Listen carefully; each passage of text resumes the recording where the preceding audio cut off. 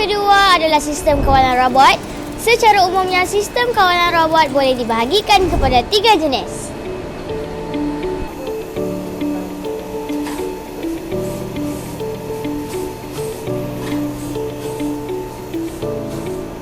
Yang pertama adalah kawalan jarak jauh atau telerobotics. Robot seperti ini memerlukan kawalan secara langsung atau tidak langsung dan berjarak jauh dari manusia. Bendera robot akan menghantar maklumat sekeliling kepada pengawalnya, tetapi segala kawalan atau tindakan robot masih ditentukan oleh manusia. Contohnya, robot penanggal fuse bom biasanya perlukan manusia untuk mengawalnya. Ini adalah kerana proses penanggalan fuse boleh membahayakan nyawa manusia.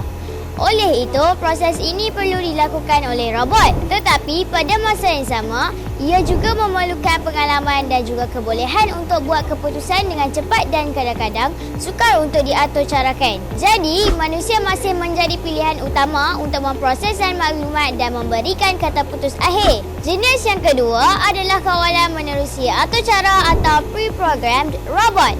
Robot seperti ini tidak perlukan kawalan manusia, tetapi segala aksi perlu disusun atau melalui atur cara. Ini sesuai untuk robot yang bertindak dalam keadaan atau situasi yang terkawal dan aktiviti yang memerlukan robot untuk mengulangi sesuatu tindakan atau aksi secara berulang atau secara jitu. Hampir semua robot industri adalah robot jenis kawalan ini. Ini kerana mereka memang tidak akan bergerak dari satu tempat ke tempat lain dan hanya berfungsi untuk mengulangi aksi mereka.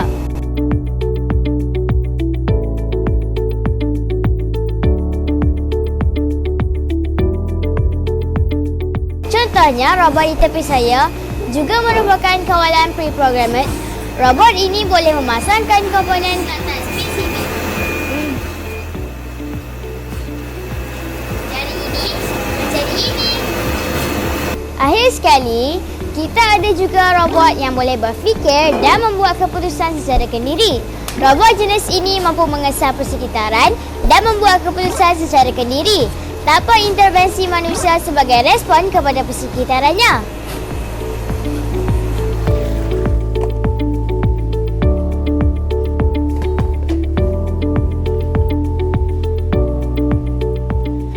Tahukah anda, Alibaba iaitu laman e-commerce yang terbesar di China telah menggunakan robot dalam gudang mereka? Ini telah meningkatkan kadar proses pengasingan dan pengagihan pakej yang perlu dihantar ke pelanggan sebanyak 50%. Dengan penggunaan robot di gudang mereka, Alibaba mampu memproses 800 juta pakej dalam sehari. Banyaknya! Selain daripada itu, robot jenis autonomi juga adalah penting untuk kerja-kerja robot yang berada di persekitaran yang tidak tentu atau asyik berubah. Contohnya, untuk mencari kapal terbang MH370 di Lautan Hindi, kita menggunakan kapal selam autonomi yang mampu menjalankan proses carian hampir 24 jam sehari. Seperti bekalan kuasa, sistem kawalan juga amat bergantung kepada situasi dan juga tugas yang perlu dilakukan oleh robot.